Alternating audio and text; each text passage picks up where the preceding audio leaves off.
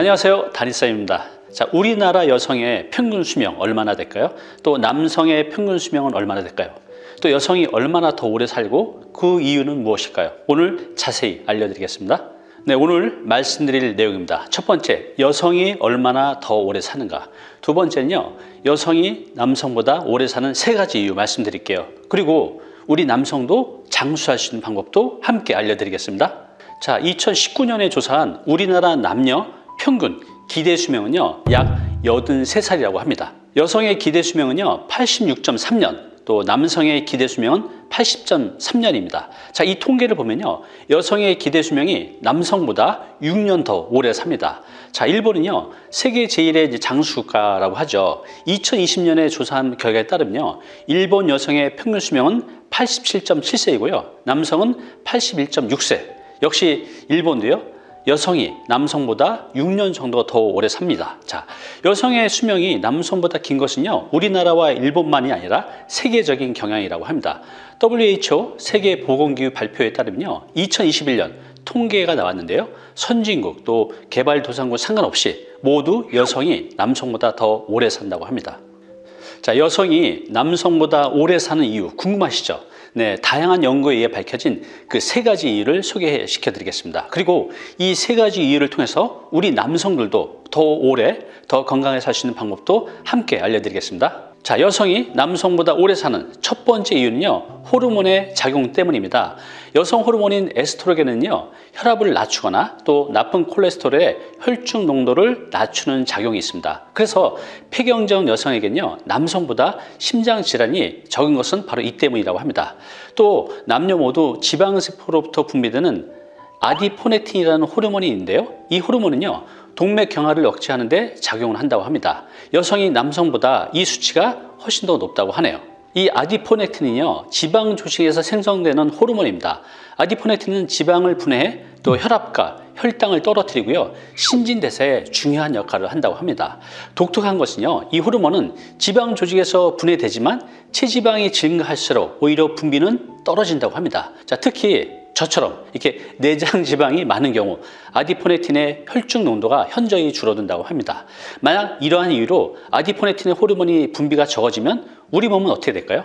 네, 놀랍게도요, 비만이 될 확률이 높고요, 인슐린 저항성이 생기고 제2형 당뇨병, 또 대사증후군, 무알코올성 지방간, 이런 여러 가지 질병의 위험이 높아진다고 합니다. 특히 비만이나 내장 지방이 있을 경우에는요, 아디포넥틴의 수치는 정상 체중일 때보다 현저히 낮아진다고 합니다. 결국 신진대사가 제대로 이루어지지 않게 되고요, 체지방이 증가하게 되고 이로 인해서 대사 관련 합병증이 증가한다고 합니다. 자, 그러면 우리 남성분들 어떻게 하면 우리도 건강하게 오래 살 수 있을까요? 네, 자, 체지방이 너무 늘어나는 것도 반대로 너무 줄어드는 것도 안 됩니다. 왜냐하면 이 아디포넥틴의 분비가 줄어들기 때문입니다. 그래서 과체중과 저체중은 꼭 피하셔야 됩니다. 자, 그렇다면 어떻게 이 아디포넥틴이라는 이 수치를 올릴 수 있을까요? 네, 여러 가지가 있겠지만 가장 확실한 것은 운동입니다. 특히 운동 중에서도요, 유산소 운동하는 것이 가장 좋다고 합니다. 한 연구에 따르면요, 젊은 여성과 중년 여성을 대상으로 이 유산소 운동을 10주간 시행하게 했습니다. 이때 아디포넥틴 수치가 높아진다는 것을 확인했죠. 역시 운동은요, 건강을 위한 모든 것의 기본인 것 같습니다. 자, 여자가 남자보다 오래 사는 두 번째 이유는요, 기초대사가 적기 때문입니다. 자, 기초대사는요, 우리가 살아가는데 필요한 최소한의 에너지를 말합니다.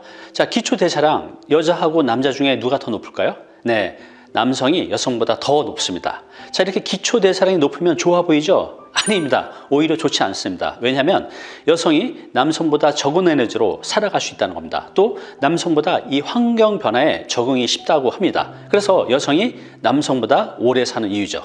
또 기초대사량이 적게 되면요, 그만큼 노화를 촉진하는 활성산소가 생기는 것도 주기 때문에 장수의 면에서는 유리하다고 합니다. 여자는요, 남자보다 기초대사량이 약 10% 정도 더 낮다고 합니다. 그래서 산소 소비율이 적어서 이로 인해 발생할 수 있는 활성산소와 같은 이런 독소 요소가 적은 것도 장수에 도움을 준다고 합니다. 자, 그렇다면 우리 남성분들 어떻게 또 건강하게 오래 살 수 있을까요? 네, 우리가 운동을 너무 많이 하거나 또 격렬하게 하게 되면요, 이 활성산소가 많이 생긴다고 합니다. 자, 그럼 왜 운동으로 생기는 활성산소가 문제가 될까요? 이 활성산소는요, 우리가 호흡을 하고 또 활동하는 동안에 자연스럽게 체내에서 발생을 합니다. 그런데 그 양이 너무 과도하게 많아지면 질병이 생기거나 노화를 촉진할 수 있다고 합니다. 그래서 우리가 격렬한 활동할 때 활성산소가 잘 발생하는데요. 반대로 규칙적으로 또 적절한 강도의 운동은요, 활성산소의 균형을 유지해서 우리의 몸의 세포의 성장에 도움을 준다고 합니다. 따라서 본인의 나이에 맞는 무리하지 않는 운동을 적절한 강도로 하는 것이 중요합니다. 여성이 남성보다 오래 사는 그 세 번째 마지막 이유는요, 건강 상태에 더 많이 신경을 쓰기 때문에 그렇습니다.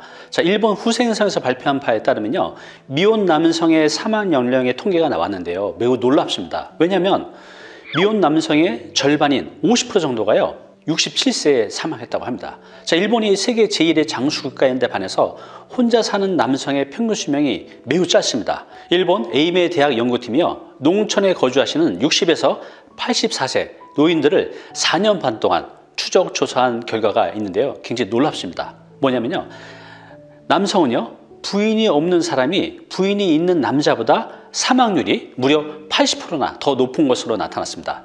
반면에요, 여성은 남편이 있는 경우 사망률이 더 높다고 합니다. 한마디로 남자는요, 아내가 있어야 오래 살고 여자는 남편이 없어야 오래 산다는 것이죠. 자, 남자와 여자 누가 더 자신의 건강을 위해 신경을 쓰고 또 건강을 위해 활동을 할까요?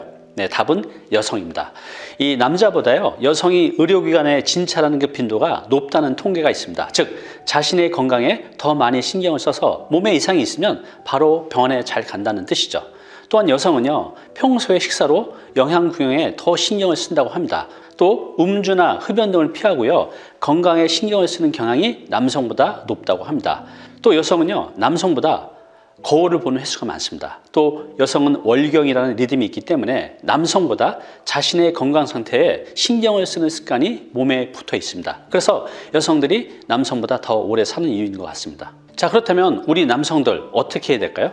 우리 남성들도요, 평소에 자신의 건강 상태에 항상 주시하시고 또 정기검사 꼭 받으시기 바랍니다. 그리고 몸에 조금이라도 이상이 느끼면요, 빨리 병원에 가서 진찰 받고 적극적으로 치료하시기 바랍니다. 그리고 술, 담배 줄이시고 좋은 음식 잘 챙겨 드시고 적절한 운동 하시면 건강하게 오래 사실 수 있습니다. 중노년, 독신 남성들은요, 특히 식생활이 불규칙합니다. 단순히 식사를 한 끼 넘긴다는 생각으로 지내다 보면요, 자신도 모르는 사이에 편식과 또 영양의 불균형을 초래할 수 있습니다. 혼자 살더라도요, 오히려 더 식사를 꼭 제때 챙겨 드시고요, 다양한 음식 섭취하도록 신경 쓰시기 바랍니다. 감사합니다.